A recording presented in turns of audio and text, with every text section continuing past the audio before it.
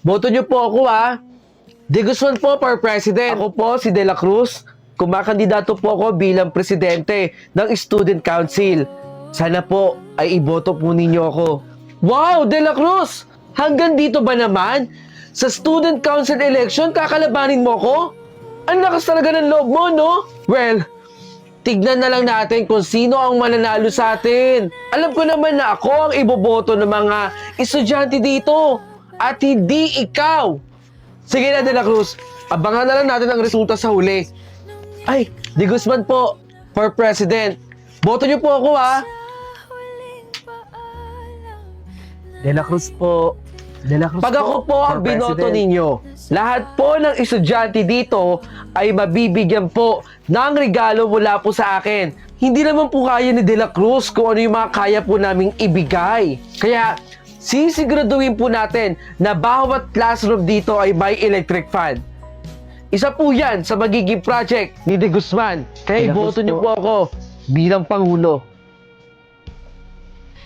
De Guzman po for President. Mas magaling si De La Cruz kumpara kay De Guzman. Ang bait-bait kayo ni De La Cruz kumpara dyan. Payo lang po wag po kayong naniniwala kay De La Cruz. Kasi po, mahirap lang po si De La Cruz. At yung pondo ng Student Council, baka kunin niya. Doon niya kunin yung panggasto sa bahay nila. Kaya kahit ano po, wag niyo na pong pakikinggan si De La Cruz. De Guzman lang po, bilang presidente. Asahan po ninyo. Umayos ka, De La Cruz. Salamat po, Salamat po sa suporta. Ang nakakuha ng mataas na boto ay walang iba kundi si De Guzman. Congratulations! Yes! Salamat po! Salamat po! Sabi ko sa iyo, De La Cruz, ako ang mananalo bilang presidente. Sandali lang po, katahimikan. Disqualified po pala si De Guzman dahil sa kanyang ginawa. Ang tunay na presidente ay si De La Cruz. Salamat po! Ako na yung Pangulo ng Student Council!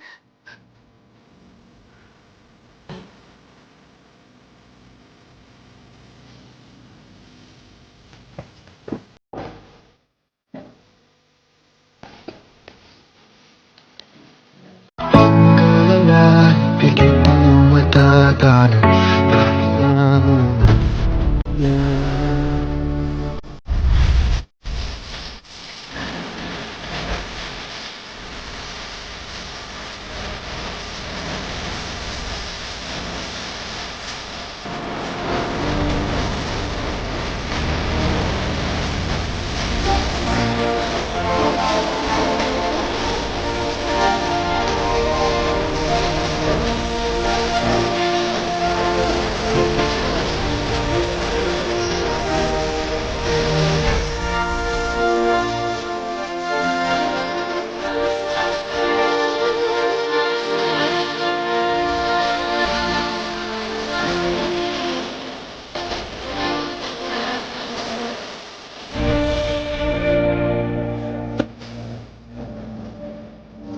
Uy, pakopi ako dali. Uy, dahan-dahan lang. Baka masira yung papel. Ang gumagawa ng assignment nyo. Nako, yun na naman yung Ang pabida. assignment, ginagawa sa bahay. Hindi dito. La, kala mo di niya ginagawa to paano pabida yan? Uy, yung papel ko. Good morning, class. Morning, ma'am. Okay, so our topic for today is all about quadratic equation. Ma'am, Yes, Carlo?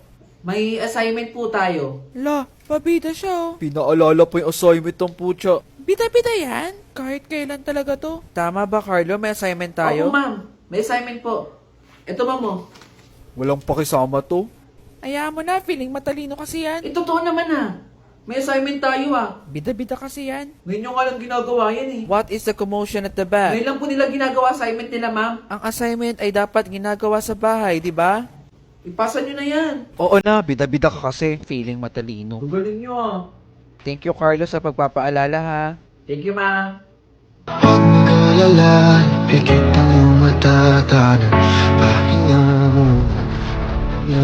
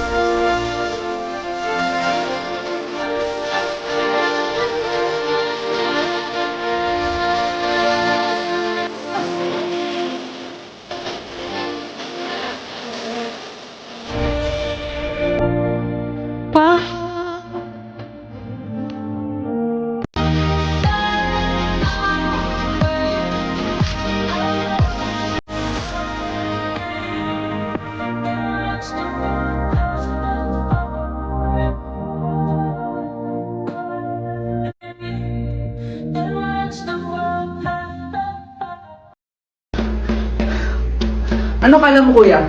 Matatalo mo ako dito? Ano yung sinasabi mo? Ayoko nga kitang kalabanin eh, kasi magkapatid tayo eh. Simulan natin, kuya.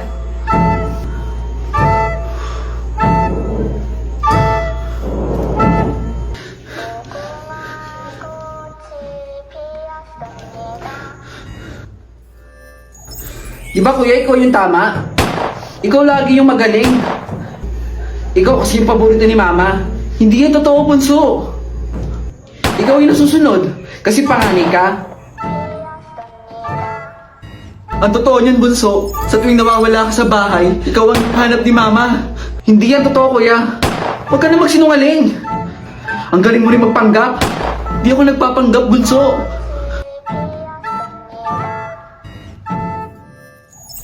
Kahit kailan naman eh. Walang binigay na atensyon ng nanay natin sa akin.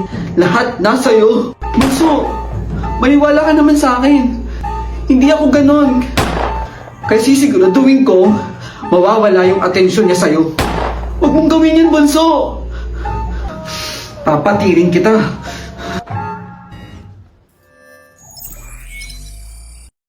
Player 324 eliminated. Bunso! Fly me to the moon and let me play among the stars. Let me see what spring is like on Jupiter and Mars. In other words, hold my hand. In other words, darling, kiss me. Fill my heart with song and let me sing forevermore. You are all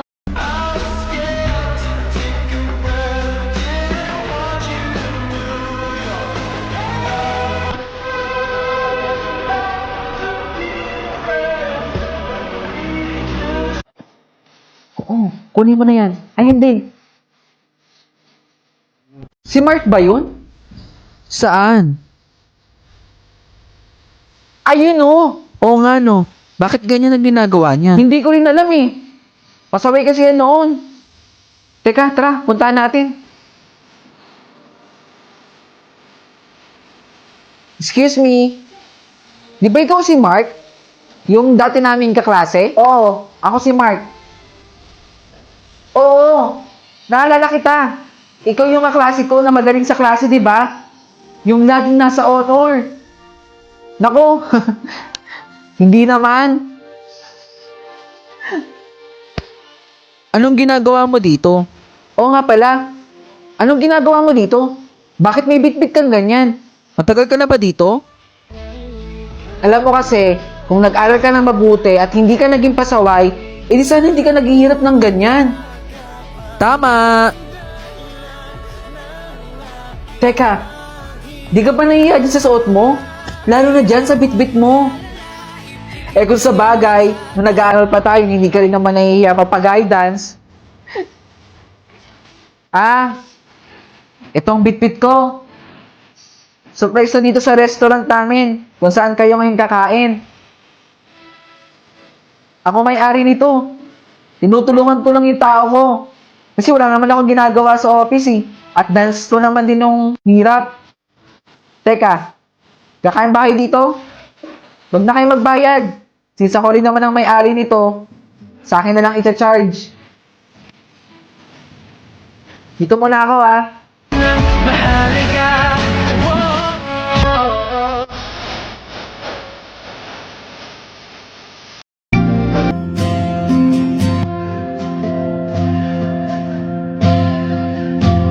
Hoy, bilisan mo na, pakopya ako. Bilis! Bibigay mo din pala eh.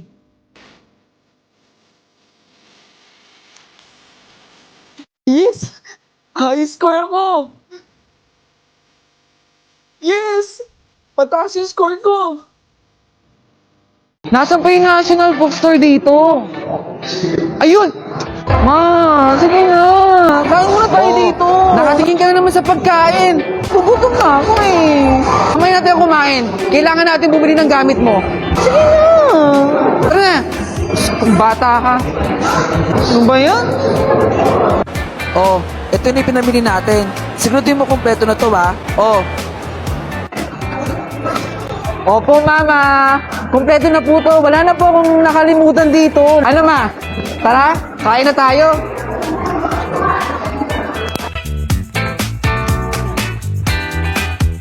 Nak, maganda dito. Dali na, picture ka na dito. Ma, ayoko po. Nakakahiya, dami-daming tao dito. Dali na, wag na maarte. Sige na, dali. Ano ba yan?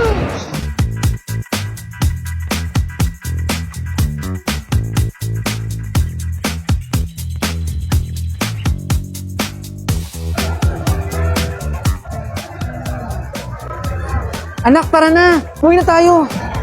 Uuwi na tayo? Ang dami ko nang napamili dito sa SM. Ang daya naman po. Hindi pa nga tayo nakakain eh. Uuwi na agad? Ba naman yan? Ma! Ma! Bakit? Nakalimutan po ata akong bilhin sa SM. Yan na nga ba sinasabi ko eh. Kaya tinanong kita kanina eh. Hindi ko po kasi naalala eh. O, naku, sige na. Mabalik tayo ng SM bukas. Matulog ka na. Gabi na yung anak eh. Yes! Mag-SM kami ulit bukas. Good night.